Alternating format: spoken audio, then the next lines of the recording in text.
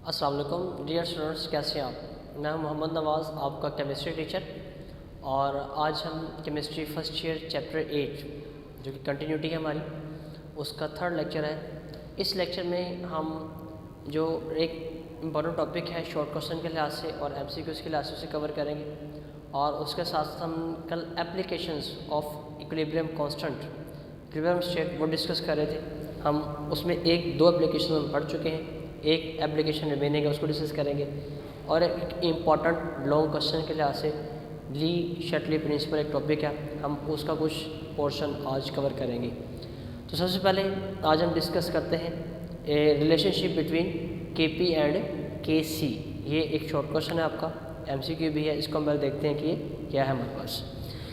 इसको समझने से पहले आप लोगों ने अभी तक एक चीज़ डिस्कस की है, वो KC इक्विलिब्रियम कांस्टेंट। अगर आपको याद हो लॉ ऑफ मास एक्शन, तो उसमें मैंने आपको बताया था कि इन द केस ऑफ अगर हम कंसंट्रेशन का यूनिट मोल पर डेसीमीटर क्यूब लेते हैं, तो उस केस में जो आपके पास ओवरऑल कांस्टेंट है इक्विलिब्रियम कांस्टेंट, उसको हम KC लिख रहे होते हैं। तो जो आपके पास KC है या KP है, ये दोनों कांस्टेंट ही हैं, लेकिन ये दोनों डिफरेंट क्यों हैं?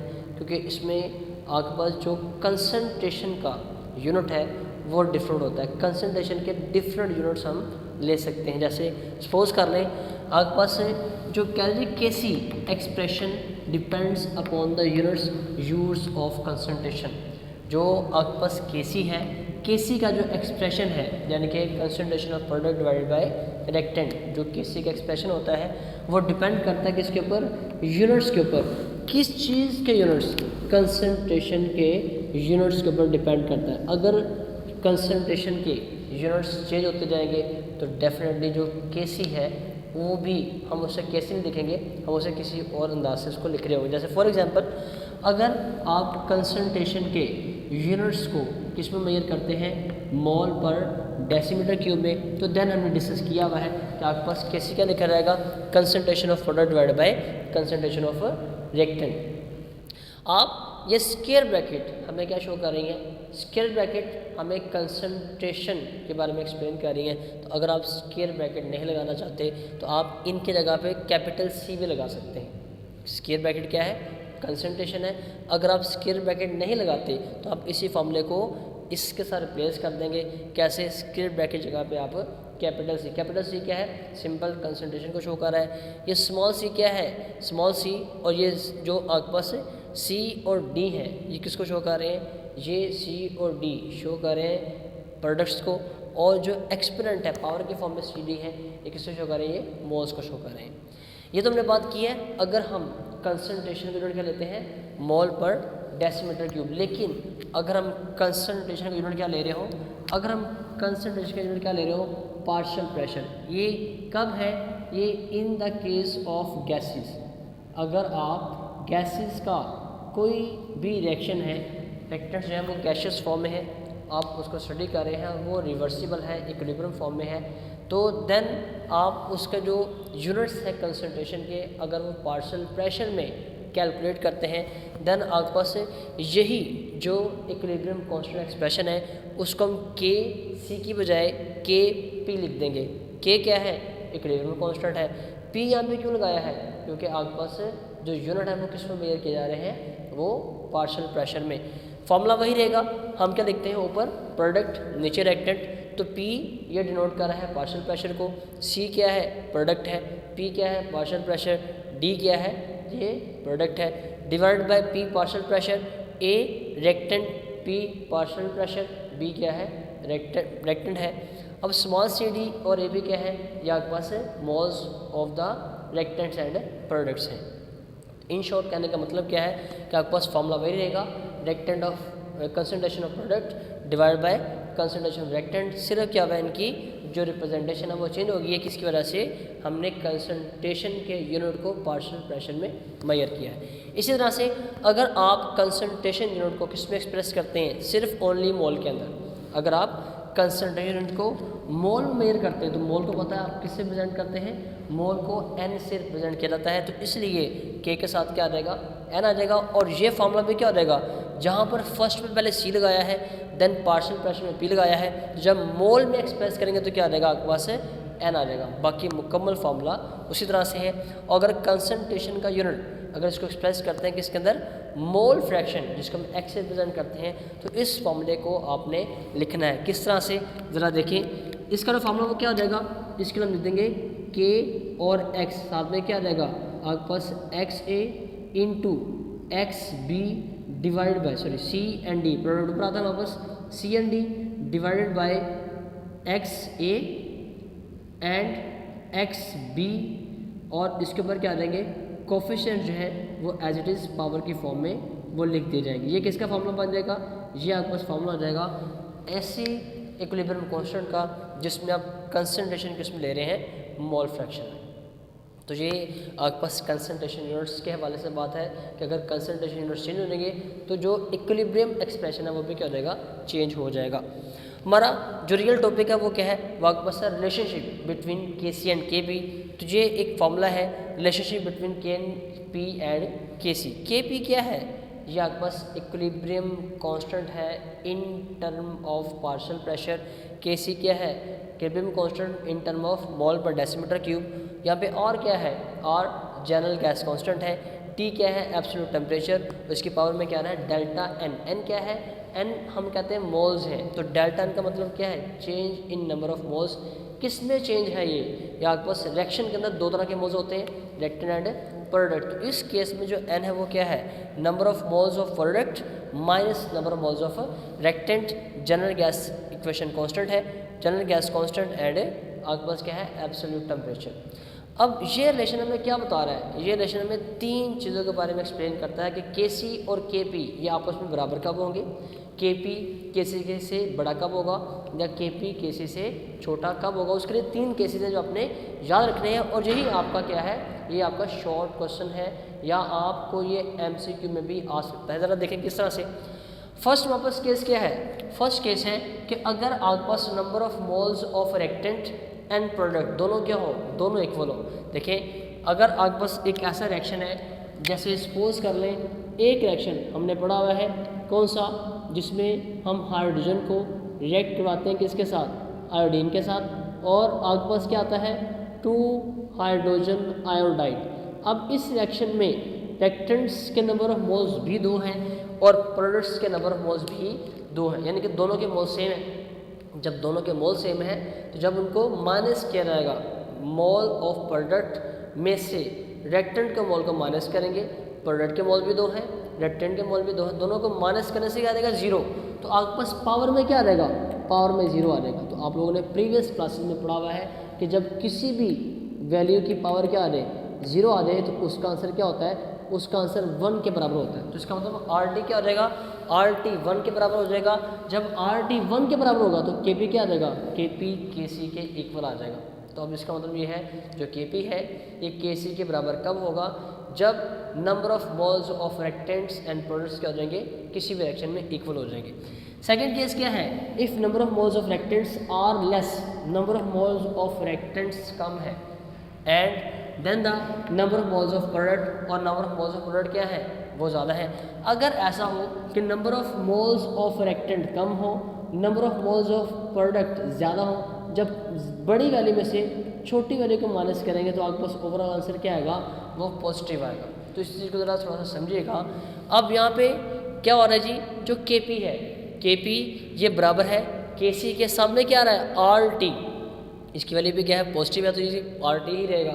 यानी कि KP KC के बराबर तब आ रहा है जब इसके साथ KC के साथ कोई वैल्यू मल्टीप्लाई हो रही है। जो KC है ये इस KP के बराबर इक्वल तब है जब क्या हो रहा है, ये RT के साथ मल्टीप्लाई हो रहा है, और जब कोई वैल्यू किसी से मल्टीप्लाई हो रही हो और फिर किसी दूसरी वैल्यू के बराबर हो, इसका मतलब ये वैल्यू क्या है, ये वैल्यू छोटी है। तो इस केस में KP क्या होगा, लार्ज होगा किससे, KC से। ज़रा इस चीज़ को दोबारा समझिएगा।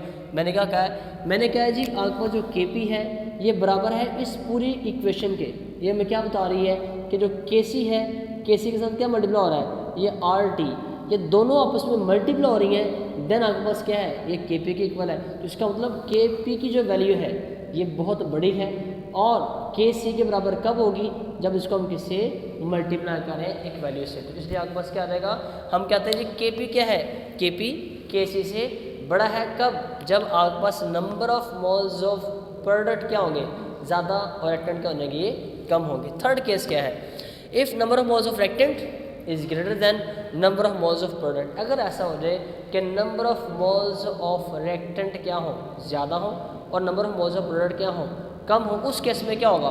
देखिए अब आपके पास रिएक्टेंट ज़्यादा है, रिएक्टेंट ज़्यादा है, जिस वैल्यू को माइनस किया जा रहा है वो ज़्यादा है, जिस में से किया जा रहा है ये कम है। तो कम वैल्यू में से आप लार्ज वैल्यू को माइनस कर रहे हैं तो ओवरऑल आंसर क्या रहेगा, ओवरऑल आंसर आपके पास नेगेटिव आएगा।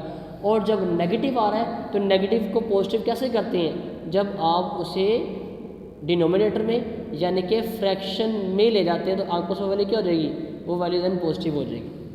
अब यहाँ पे देखिए क्या रिलेशन क्या बता रहा है, ये मेरे रिलेशन बता रहा है कि आपके पास जो Kp है, Kp इस Kc के बराबर तब होगा जब इसे किसी वैल्यू से डिवाइड किया जाएगा। यानी कि और हमने पढ़ा हुआ मैथ के अंदर जो आपके पास किसी वैल्यू को जब डिवाइड किया जाए तो आंसर क्या आता है, छोटा आ जाता है। तो इसका मतलब Kp और Kc तब बराबर होंगे जब Kc को आप किसी एक वैल्यू से डिवाइड करें। तो इस केस में आपके पास Kc क्या है, ये बड़ा है, ये वैल्यू बड़ी है इसीलिए इससे डिवाइड किया गया है और डिवाइड करने के बाद इसका आंसर क्या आया है, वो Kp के बराबर आया। क्योंकि इसको डिवाइड किया गया है इसका मतलब क्या है, इसकी पहले वैल्यू ज़्यादा है, इसकी पहले वैल्यू बहुत बड़ी है, इसको डिवाइड करने के बाद इसको इक्वल किया गया है इस चीज़ के, इसलिए हम कहते हैं कि इस केस में Kc क्या होगा, Kp से बड़ा होगा। इन शॉर्ट तीनों केसेस में हमने क्या याद करना है कि अगर number of moles of reactant and product बराबर होंगे तो उस केस में आपके पास Kc Kp के बराबर होगा। अगर number of moles of product ज़्यादा होंगे तो Kp ज़्यादा होगा और अगर number of moles of product कम होंगे तो Kp भी कम हो जाएगा। एप्लीकेशंस ऑफ इक्विलिब्रियम कांस्टेंट कल मैंने पढ़ी थी, predicting direction of reaction and extent of reaction. एक और एप्लीकेशन थी आपके पास Kc की, वो क्या है, आपके पास है effect of condition on the position of equilibrium. यहाँ पे एक नई टर्म आ गई है कि पोजीशन ऑफ इक्विलिब्रियम, ये क्या होता है। याद रखिएगा आपने पहले पढ़ा है Kc क्या है, ये इक्विलिब्रियम कांस्टेंट है और इसकी वैल्यू क्या होती है, इसकी वैल्यू कांस्टेंट रहती है पार्टिकुलर टेम्परेचर पे। लेकिन अगर टेम्परेचर चेंज कर देंगे तो ये भी चेंज हो जाएगी, लेकिन अगर टेम्परेचर कांस्टेंट है तो ये भी क्या है, ये भी कांस्टेंट ही रहेगी। किसके बारे में बात की जा रही है, Kc के बारे में, कि Kc क्या है, ये हमेशा कांस्टेंट रहता है एट अ पार्टिकुलर टेम्परेचर। अब अगर Kc कांस्टेंट है तो इक्विलिब्रियम पोजीशन क्या चीज़ है, इक्विलिब्रियम पोजीशन सिंपल एक रेशो का नाम है। कौन सी रेशो, रिएक्टेंट टू प्रोडक्ट, यानी कि रिएक्टेंट ऊपर है प्रोडक्ट नीचे है, आपके पास उन दोनों को आप डिवाइड करें, डिवाइड करने से जो आंसर आएगा उस रेशो का, उसको हम इक्विलिब्रियम पोजीशन का नाम दे रहे हैं। क्या कह रहा है जी, the ratio of product to reactant in is equilibrium mixture, in equilibrium mixture is called equilibrium position. कह रहा है जी आपके पास है जो भी प्रोडक्ट टू रिएक्टेंट की जो एक रेशो है, प्रोडक्ट टू रिएक्टेंट की जो रेशो है उन किसके अंदर, इक्विलिब्रियम मिक्सचर के अंदर, यानी कि आपके पास एक इक्विलिब्रियम अचीव हो चुका हुआ है। मैंने लास्ट टाइम आपको बताया था कि जब भी इक्विलिब्रियम अचीव होता है, इक्विलिब्रियम अचीव होने का मतलब ये हरगिज़ नहीं है कि concentration of reactant and concentration of product बराबर होंगे। कभी भी concentration of reactant and product बराबर नहीं होते, कंसंट्रेशन कांस्टेंट होती है लेकिन इक्वल कभी भी नहीं होती। तो इक्विलिब्रियम मिक्सचर के अंदर जो भी मिकदार है रिएक्टेंट की, जो भी मिकदार है प्रोडक्ट की, आप उन दोनों को डिवाइड करें, उसकी जो डिवीजन जो रेशो है उसको हम क्या पढ़ते हैं, इक्विलिब्रियम मिक्सचर कह रहे होते हैं। देखिए जो इक्विलिब्रियम मिक्सचर है, जो इक्विलिब्रियम पोजीशन है, ये चेंज हो जाता है किससे, बाय द एक्सटर्नल कंडीशन। अगर आप रिएक्शन मिक्सचर की जो एक्सटर्नल कंडीशन है उसे चेंज करेंगे तो इक्विलिब्रियम पोजीशन पे क्या हो जाएगा, चेंज। अब एक्सटर्नल कंडीशन का मतलब क्या है, एक्सटर्नल कंडीशन का मतलब है आप टेम्परेचर को चेंज कर दें, या आप प्रेशर को चेंज कर दें, या आप वॉल्यूम को चेंज कर दें, या आप किसी कैटलिस्ट को ऐड कर दें, तब भी क्या होगा, तब भी जो इक्विलिब्रियम पोजीशन है ये क्या हो जाएगा, इक्विलिब्रियम पोजीशन ये चेंज हो जाएगी। तो इस चीज़ को आपने अपने माइंड में रखना है कि जो इक्विलिब्रियम पोजीशन है वो क्या है, वो सिंपल एक रेशो का नाम है और उसको चेंज किया जा सकता है कैसे, by the changing of external condition. लेकिन Kc ये कांस्टेंट होता है, ये चेंज नहीं होता सिवाय टेम्परेचर के चेंज करने से। यहाँ पे दो बातें हैं, इफ़ Kc इज़ लार्ज, अगर Kc की वैल्यू बहुत बड़ी होगी तो इक्विलिब्रियम पोजीशन की डायरेक्शन क्या होगी, अगर Kc की वैल्यू कम होगी तो इक्विलिब्रियम पोजीशन की डायरेक्शन क्या होगी। देखिए अगर Kc की वैल्यू लार्ज है इसका मतलब है जो इक्विलिब्रियम पोजीशन है वो कहाँ पे लाई कर रहा है, वो राइट साइड पे लाई कर रहा है। ऐसा क्यों कहा जा रहा है, हमने लास्ट में बात की थी कि Kc की वैल्यू ज़्यादा कब होती है, Kc की वैल्यू लार्ज तब होती है जब आपके पास प्रोडक्ट क्या होती है, जब आपके पास प्रोडक्ट ज़्यादा होंगे। और प्रोडक्ट किस साइड पर लाई करते हैं, प्रोडक्ट डायरेक्शन के राइट साइड पर लाई कर रहे होते हैं। तो इसका मतलब जब Kc की वैल्यू ज़्यादा है, लार्ज है, तो आपके पास जो इक्विलिब्रियम पोजीशन होगी वो कहाँ लाई करेगी, वो डायरेक्शन के राइट साइड पर लाई करेगी और दोबारा से इक्विलिब्रियम अचीव करने के लिए किधर मूव करेगी, लेफ्ट साइड पे। इसको नेक्स्ट देखिएगा, Kc अगर Kc के लिए क्या है, स्मॉल, Kc की वैल्यू स्मॉल कब आती है, Kc की वैल्यू स्मॉल तब आती है जब आपके पास प्रोडक्ट क्या हो, कम, और रिएक्टेंट क्या हो, रिएक्टेंट से ज़्यादा हो। स्मॉल कब आएगी, जब रिएक्टेंट क्या होंगे, जब रिएक्टेंट ज़्यादा होंगे। तो रिएक्टेंट किस साइड पे होते हैं, रिएक्टेंट लेफ्ट साइड पे होते हैं। तो जब आपके पास Kc की वैल्यू स्मॉल होगी यानी कि रिएक्टेंट्स क्या होंगे, रिएक्टेंट से ज़्यादा होंगे, तो इसका मतलब है इक्विलिब्रियम पोजीशन कहाँ पर लाई करती है, वो लेफ्ट साइड पे लाई करेगी। इसको मैं समराइज़ कर रहा हूँ, ज़रा दोबारा देखिएगा। पहली बात कि इक्विलिब्रियम पोजीशन क्या है, इक्विलिब्रियम पोजीशन ये सिंपल एक रेशो का नाम है, product to reactant in the equilibrium mixture, और ये डिपेंड करती है एक्सटर्नल कंडीशन के ऊपर। अगर आप external condition temperature, pressure, volume change करेंगे तो इक्विलिब्रियम भी क्या हो जाएगी, चेंज हो जाएगी। सेकेंडली Kc की वैल्यू लार्ज और स्मॉल होने से हमें ये पता चलता है कि इक्विलिब्रियम पोजीशन कहाँ पर मौजूद है। अगर Kc लार्ज है, लार्ज का मतलब है प्रोडक्ट ज़्यादा है, तो प्रोडक्ट ज़्यादा का मतलब क्या है, आपके पास से ये राइट साइड पे मौजूद है। अगर Kc स्मॉल है, स्मॉल का मतलब क्या है, रिएक्टेंट ज़्यादा है, जो किधर वापस से लेफ्ट साइड पे लाई करती है। नेक्स्ट हमारा जो टॉपिक है इस चैप्टर का, very important theoretical long question. अगर लॉन्ग क्वेश्चन में से थ्योरेटिकल आता है तो इस टॉपिक में से लॉन्ग क्वेश्चन लाजमी तौर पे बन सकता है, बनता भी है और आ भी जाता है। वहाँ पास है ली शैटलियर प्रिंसिपल, कि आपके पास जो ली शैटलियर प्रिंसिपल है हम उसकी बात करेंगे। ये प्रिंसिपल क्या है, इसकी पहले स्टेटमेंट को समझते हैं, और एक जो आज इस टॉपिक का सिर्फ एक छोटा सा पोर्शन है हम उसे डिस्कस करेंगे। देखिए इसको पहले समझते हैं क्या कह रहा है यहाँ पे, कि सपोज कर लें कि आपके पास क्या है, एक बीकर है जिसके अंदर कोई भी जो रिएक्शन है वो प्रोसीड कर रहा है, कोई भी रिएक्शन प्रोसीड कर रहा है, और ये रिएक्शन क्या है, ये रिएक्शन इक्विलिब्रियम अचीव कर चुका हुआ है। ये इक्विलिब्रियम यानी कि किस फॉर्म में है, ये इक्विलिब्रियम की हालत अचीव कर चुका हुआ है। हम एक काम करते हैं, वो क्या, हम एक काम करते हैं, हम इसके ऊपर कोई स्ट्रेस अप्लाई करते हैं। क्या करते हैं, स्ट्रेस अप्लाई करते हैं। अब इस स्ट्रेस का मतलब क्या है, स्ट्रेस का मतलब है कि हम इसमें मौजूद जो रिएक्टेंट्स या प्रोडक्ट्स हैं हम उनकी कंसंट्रेशन को बढ़ा दें या कम कर दें, या हम क्या करें, हम इसका जो प्रेशर है या जो वॉल्यूम है उसको चेंज कर दें, या हम क्या करें, हम इसके अंदर जो टेम्परेचर है इस रिएक्शन का हम उसको इंक्रीज़ या फिर डिक्रीज़ कर दें। ज़रा इस चीज़ को समझिएगा दोबारा से, क्या कहा मैंने। अगर आप इस चीज़ को समझेंगे तो आपको इसकी डेफिनेशन भी समझ आ जाएगी। क्या कह रहा है, क्या हम समझना चाह रहे हैं कि अगर आपके पास एक रिएक्शन है और वो इक्विलिब्रियम अचीव कर चुका है, इक्विलिब्रियम की फॉर्म में है, डायनेमिक इक्विलिब्रियम में है, हम एक काम करते हैं, हम उस सिस्टम के ऊपर, वो सिस्टम, वो रिएक्शन जो इक्विलिब्रियम की फॉर्म में है उसके ऊपर स्ट्रेस अप्लाई करते हैं। स्ट्रेस अप्लाई करने का मतलब क्या है कि हम कंसंट्रेशन को चेंज कर दें रिएक्टेंट की या फिर प्रोडक्ट की, या हम प्रेशर को चेंज कर दें, या हम टेम्परेचर को चेंज कर दें, या हम उसके अंदर कोई कैटलिस्ट ऐड कर दें। तो इन सब में से किसी भी चीज़ को चेंज करने का मतलब क्या है, हम स्ट्रेस अप्लाई कर रहे हैं। तो जब आप स्ट्रेस अप्लाई करेंगे तो डेफिनेटली जो इक्विलिब्रियम है ये क्या हो जाएगा, जब आप स्ट्रेस अप्लाई करेंगे इक्विलिब्रियम क्या हो जाएगा, इक्विलिब्रियम डिस्टर्ब हो जाएगा। और ये जब इक्विलिब्रियम डिस्टर्ब होगा तो रिएक्शन खुद से कोशिश करेगा कि ये दोबारा से इक्विलिब्रियम को अचीव कर ले। वो किस तरह से, वो फिर खुद को इस तरह से मूव करवाएगा, खुद को इस तरह से बिहेव करवाएगा कि जो हमने इसके ऊपर स्ट्रेस अप्लाई किया है किसी भी तरह से वो उसको मिनिमाइज़ कर सके, वो उसे कम से कम कर सके। यही क्या है, यही आपका ले शर्टिलियर प्रिंसिपल है। तो बड़ा सुनिएगा, ले शर्टिलियर प्रिंसिपल है क्या कि अगर आपके पास कोई भी एक मिक्सचर है, कोई भी एक रिएक्शन है, कोई भी एक सिस्टम है, अगर वो इक्विलिब्रियम की फॉर्म में है, आप उसके ऊपर स्ट्रेस अप्लाई करते हैं तो वो जो आपका सिस्टम है जो इक्विलिब्रियम में था उसका इक्विलिब्रियम डिस्टर्ब हो जाएगा। वो खुद से क्या करेगा, उस स्ट्रेस को कम से कम करने की कोशिश करेगा। कैसे, वो खुद से ही किसी ऐसी वे में मूव करवाएगा जिससे वो आपके पास इक्विलिब्रियम जो डिस्टर्ब हुआ वो क्या है दोबारा से अचीव हो जाए।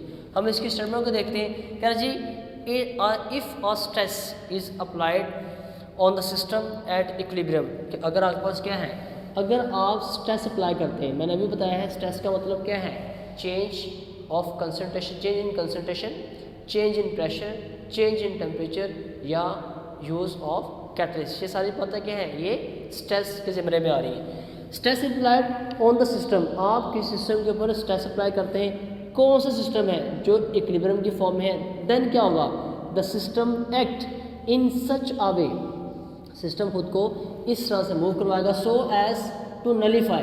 यहाँ पे नलीफाई का मतलब होता है ज़ीरो, लेकिन यहाँ पर इसका मतलब ज़ीरो नहीं है।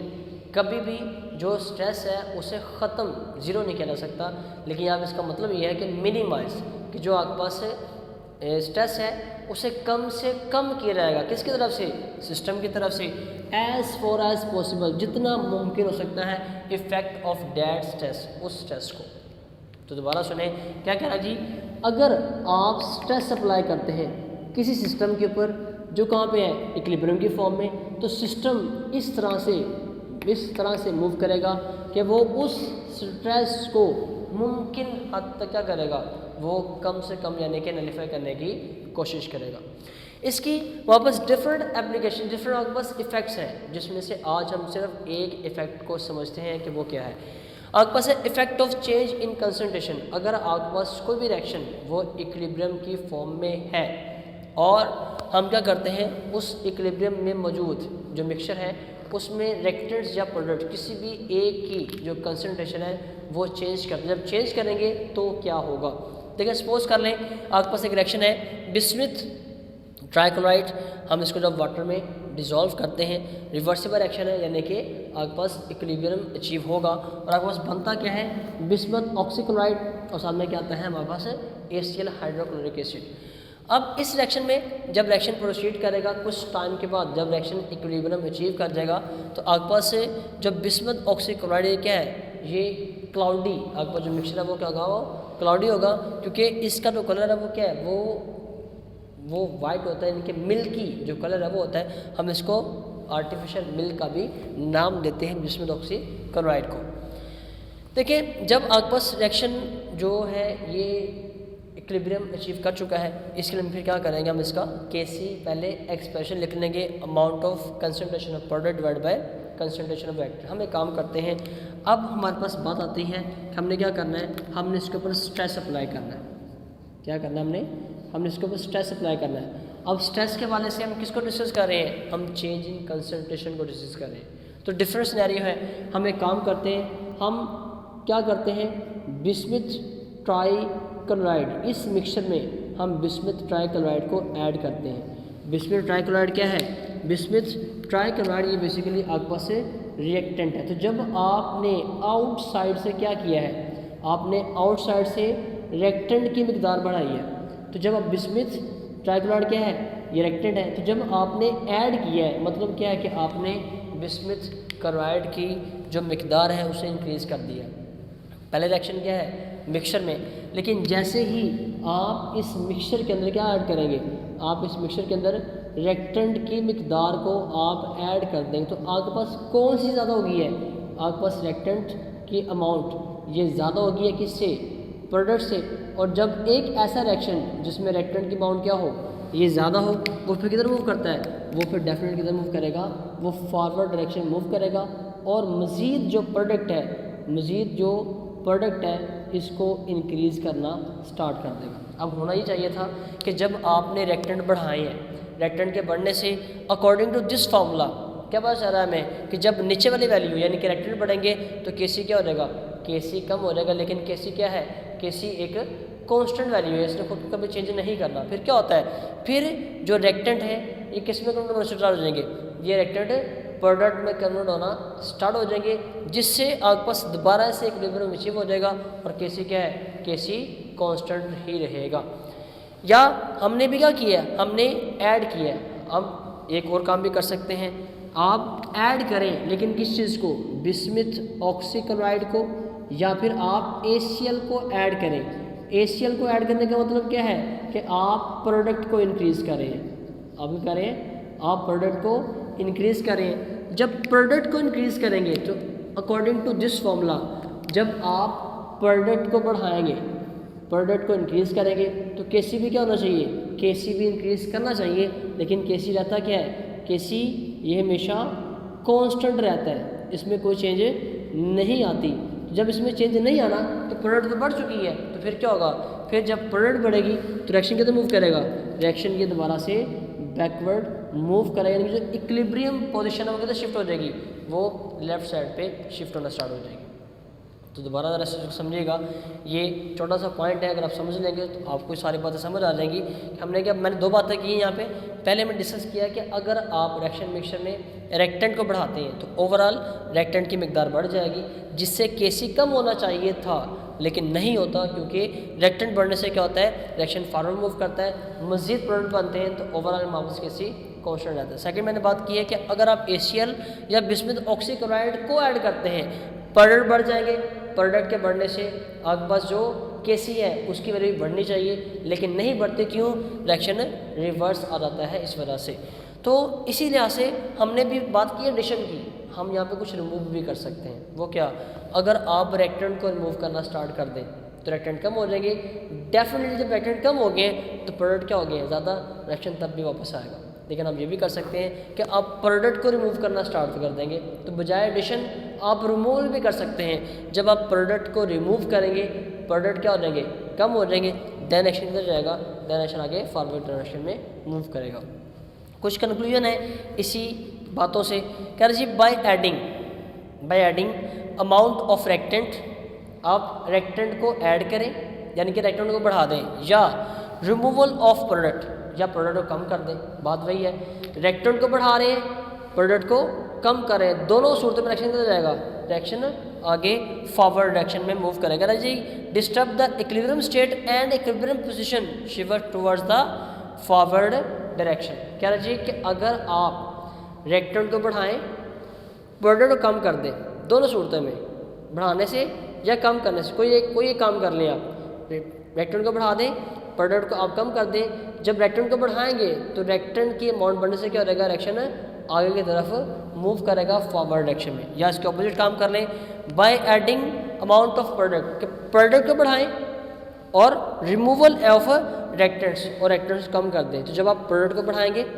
रिएक्टेंट को कम कर देंगे, तो अब प्रोडक्ट ज़्यादा है तो रिएक्शन वापस किधर जाएगा, रिएक्शन वापस से पीछे रिवर्स डायरेक्शन में मूव करेगा। तो ये वापस के जिसका ली शर्टलियर प्रिंसिपल है। आपकी कल की जो असाइनमेंट है वो कुछ इस तरह से है कि आपने इसी टॉपिक को याद करना है, इसको लिखना है, ली शर्टलियर प्रिंसिपल की डेफिनेशन, और जो फर्स्ट इफेक्ट है, effect of change in concentration, ये आपने लिखना है। और इसके साथ साथ आपने जो कल 2 एप्लीकेशंस पढ़ी हैं, जो आपके पास application of Kc equilibrium constant, predicting direction of reaction and predicting extent of reaction, ये दोनों आपके क्या है, ये असाइनमेंट्स हैं। तो इन दोनों शॉर्ट क्वेश्चंस को आपने लिखना है और इसको अच्छे तरीके से लाजमी तौर पे याद करना है। ये आपका इंपॉर्टेंट टॉपिक है। अगर ये आपको यहाँ पे याद होगा तो कल जो हमारा लेक्चर है वो इसी लेक्चर की कंटिन्यूटी होगा, ताकि आपको अच्छे तरीके से समझ आ जाए। अपना ख्याल रखिएगा, बहुत शुक्रिया, अल्लाह हाफ़िज़।